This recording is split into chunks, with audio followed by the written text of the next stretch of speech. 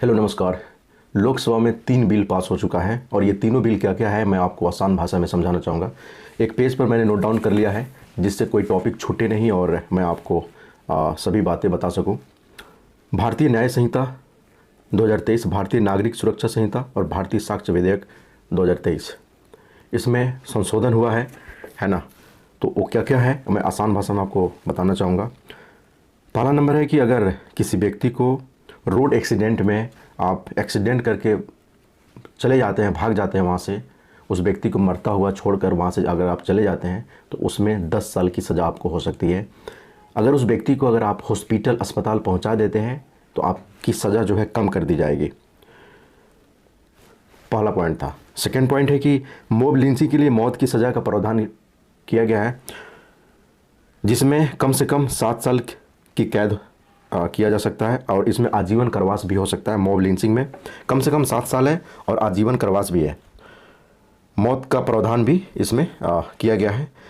Example के तौर पर आप समझ लें कि नस्ल, जाति, समुदाय या किसी शंका के आधार पर किसी एक व्यक्ति पर एक टोला एकत्रित होकर उस व्यक्ति को मार देता है जान से, तो उसमें जो है फांसी का प्रावधान भी किया गया है इस कानून में।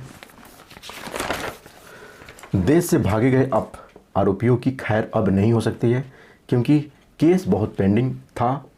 जैसे कि लंबे समय से, जैसे कि बॉम्बे ब्लास्ट जैसे केस में आरोपी पाकिस्तान जैसे नेपाल, बांग्लादेश, किसी भी कंट्री में अगर छुपा हुआ है और उनका केस पेंडिंग है ना, तो उसमें अगर वो 90 दिनों के अंदर अगर कोर्ट में पेशी नहीं होगा तो उसका ट्रायल जो है सरकारी वकील शुरू करेगा और उसकी पैरवी करेगा सरकारी वकील और उसके केस को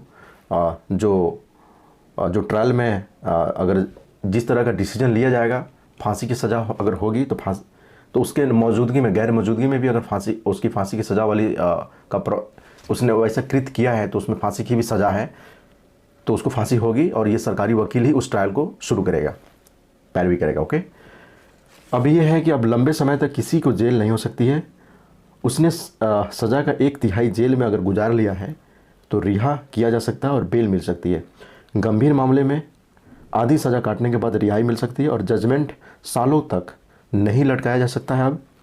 और मुकदमा समाप्त होने के बाद जज को 43 दिनों के अंदर फैसला लेना पड़ेगा।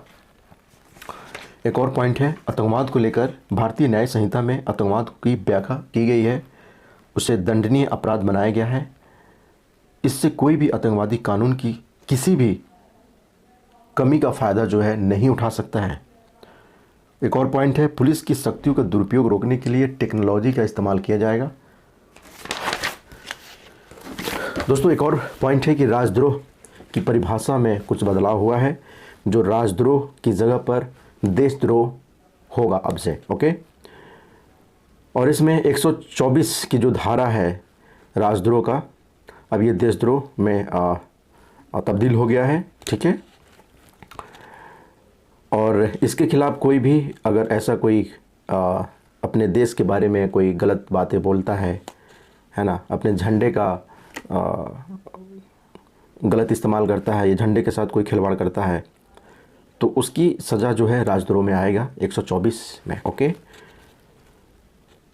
एक और सबसे महत्वपूर्ण बिल पास हुआ है, वो है कि बच्ची से, अगर आप दोषी बच्ची से रेप करने पर फांसी की सज़ा होगी। और ये विधेयक जो है 18 साल से कम उम्र की बच्ची के साथ अगर आप रेप, उसमें आजीवन कारावास होगा और मौत की भी सज़ा का प्रावधान किया गया है।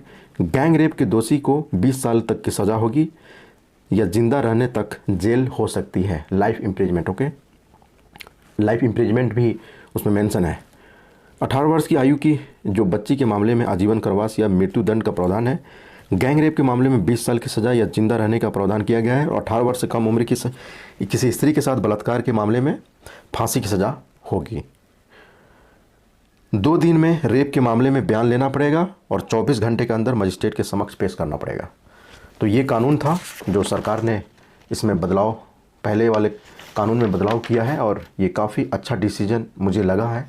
आप लोगों को कैसा लगा ये डिसीजन, आप कमेंट कर सकते हैं।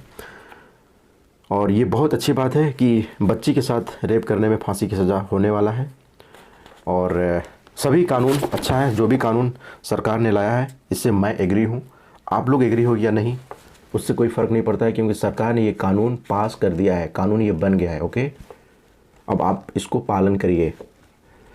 मिलते हैं किसी और वीडियो में, नेक्स्ट वीडियो में। जय हिंद, जय भारत, जय।